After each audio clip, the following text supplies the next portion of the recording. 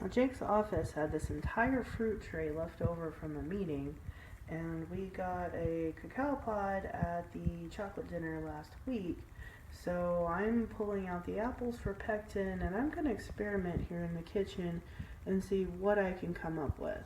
When I divide all of this out, I have almost 2 pounds of apples and a far smaller amount of the strawberries, oranges, and blueberries.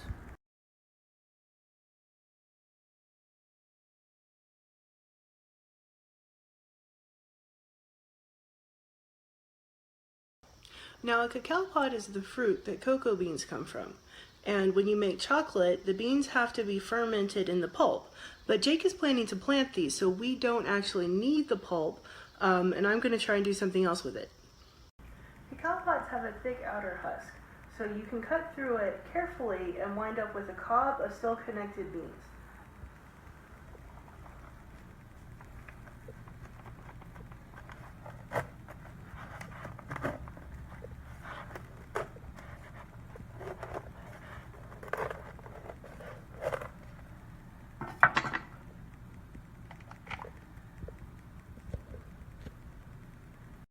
Each cacao bean is surrounded by pulp that tastes a little bit like pineapple.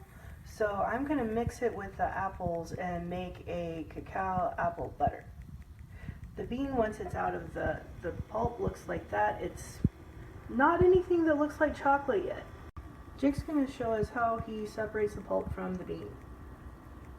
So you take the bean and use a knife and you scrape until you can get a piece that starts to peel away. You can see the brown bean under it. You take your hands and you just peel away that part of the bean. And by this time you can just use your fingernail to peel under it, and it will peel away until it's all off.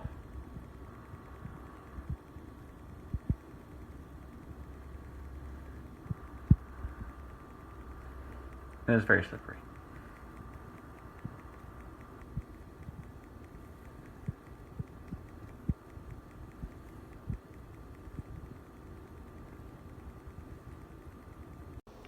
So you guys, here comes the real experiment. I've read articles where they've extracted pectin from cocoa pods so that the cacao pod doesn't go to waste. So I'm going to attempt to boil this thing down and mix it with the other fruit.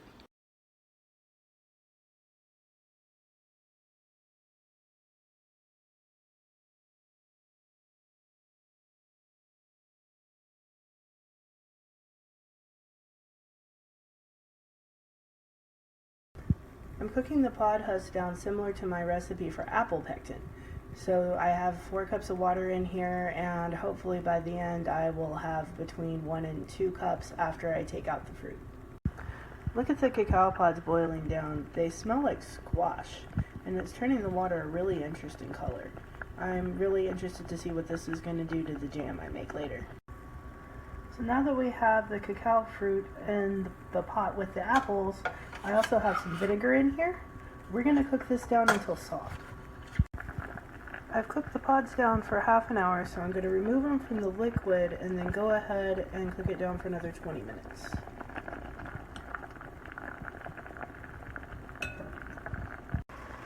So I've strained the liquid that I made, and I'm about to add some fruit to it. So here's the jam once it's done. It came out really well. You can actually taste that there's something in it that has a vague thought of the tropics, but mostly strawberry, blueberry. So the apple butter has more of a distinct flavor to it from the cacao juice and the cacao pulp that we put in it. It's really good. So there you have it.